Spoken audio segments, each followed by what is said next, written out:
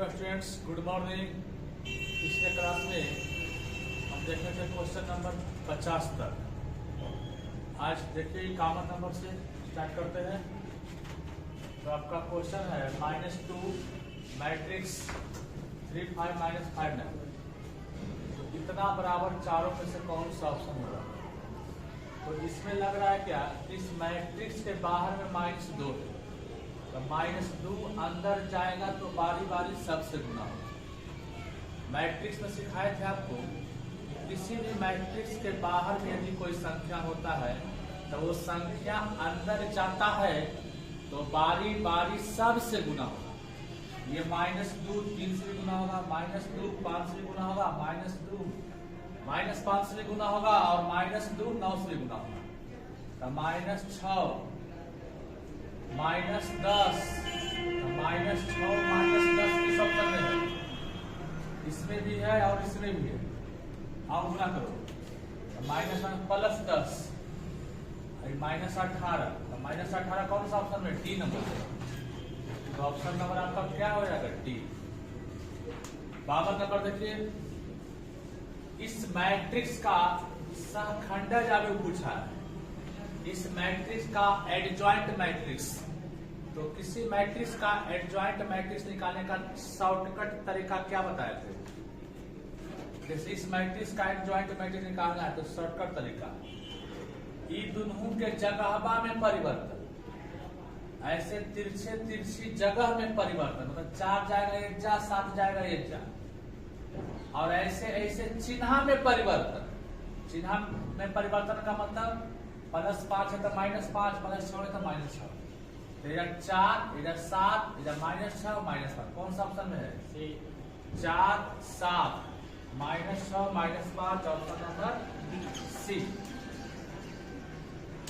आइए question number 53, इस सारणी का मान पूछ रहा है। तो किसी भी सारणी का मान निकालने के लिए शॉर्टकट तरीका आप देखिए कि उस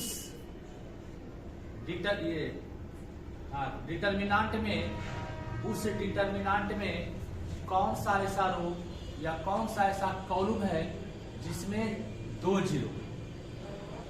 जीरो है तो ठीक है, और नहीं है तो उसको प्रॉपर्टी से बना लीजिए।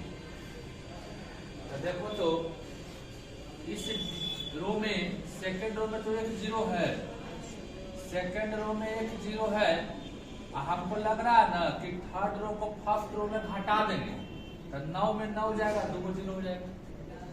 तो या तो थर्ड को फर्स्ट में घटाइए ना तब फर्स्ट को थर्ड में घटाइए। तो हम ऐसा करते हैं कि फर्स्ट को थर्ड में घटा देते हैं।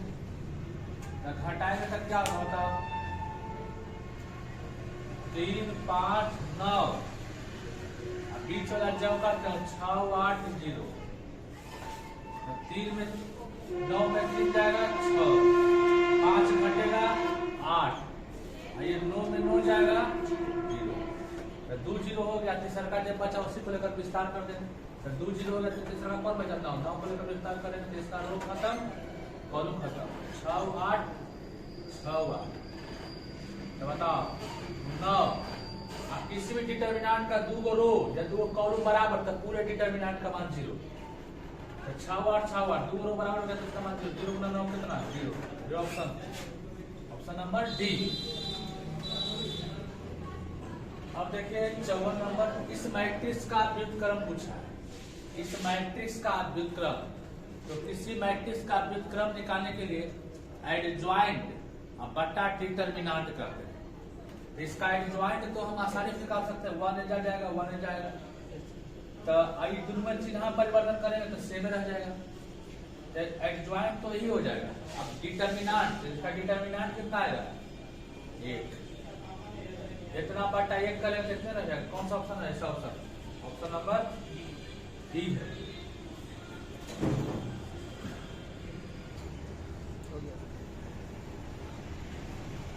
क्वेश्चन नंबर 55 देखिए, एक सेट दिया हुआ है ए, जिसका सदस्य है 1 2 3 4 से स्वयं तक, ए से स्वयं तक मतलब ए से ए में, ए से ए में सभी एकैकी फलन की संख्या है।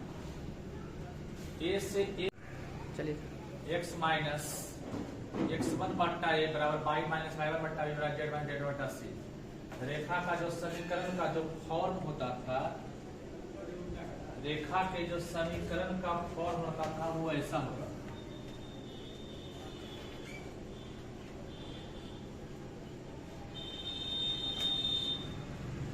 इस प्रकार से x माइनस x1 बट्टा ए बराबर y माइनस y1 बट्टा b बराबर z माइनस z1 बट्टा c। ऊपर में x1 y1 z1 जो है वो जिस बिंदु से रेखा गुजर रहा है उसका नियामक। तो बताओ ऐसे फॉर्म में रेखा है कि नहीं? तो ऊपर में कौन है? 3 4 5, यानी 3 4 5 बिंदु का नियामक है जिस बिंदु से रेखा गुजर रही है। 3 4 5 कौन सा ऑप्शन है? 3 4 5 3 4 5 3 4 5 ऑप्शन नंबर ए। 59 नंबर हो गया। ये 60 नंबर क्वेश्चन बोर्ड पर जो लिखा हुआ है ना, ये 60 नहीं 61 नंबर है। ये 61 नंबर क्वेश्चन लिखा गया है। 60 नंबर हम लोग देख सकते हैं लिख करके।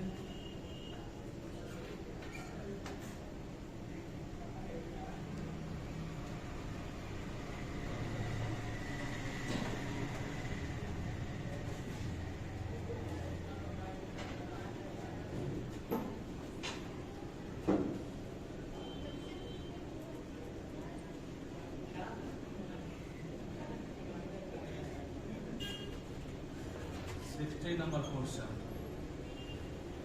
यदि दो समानांतर रेखाओं के दिक् अनुपात, यदि दो समानांतर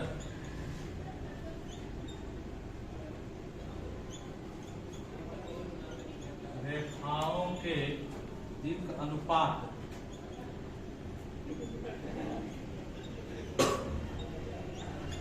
दिक् अनुपात 40:9:8 तथा 120:27 x हो तो x का मान है, x का मान है ऑप्शन नंबर ए में 8, बी में 16, सी में 24, डी में 32।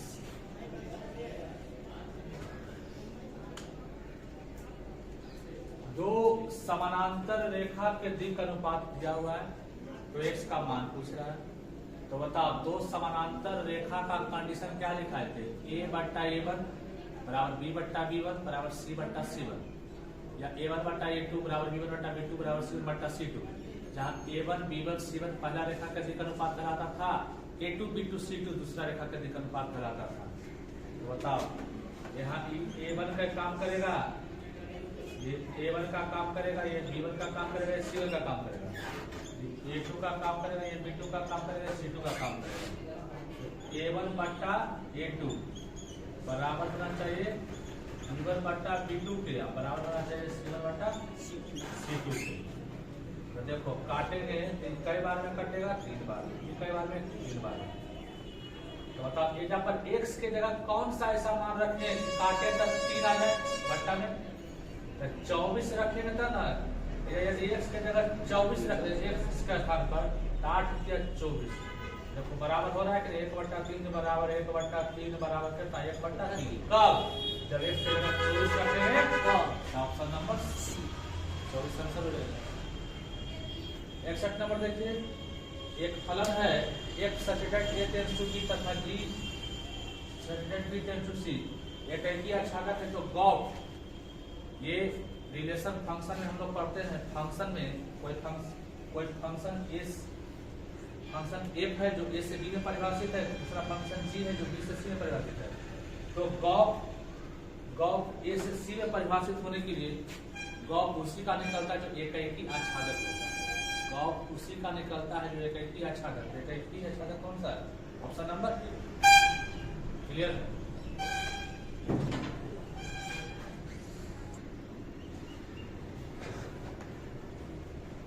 62 नंबर नंबर क्वेश्चन, ये वेक्टर और ये वेक्टर, दोनों वेक्टर का क्रॉस पूछा।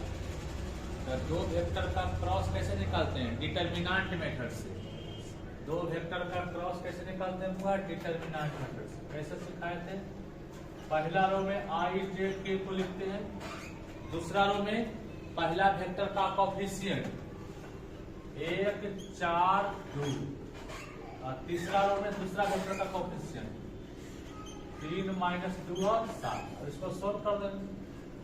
तो बताओ, आई लिखेंगे तो 7 चौका 28 और प्लस 4 32 आई। जे लिखेंगे तो 6 - 7 यानी माइनस जे।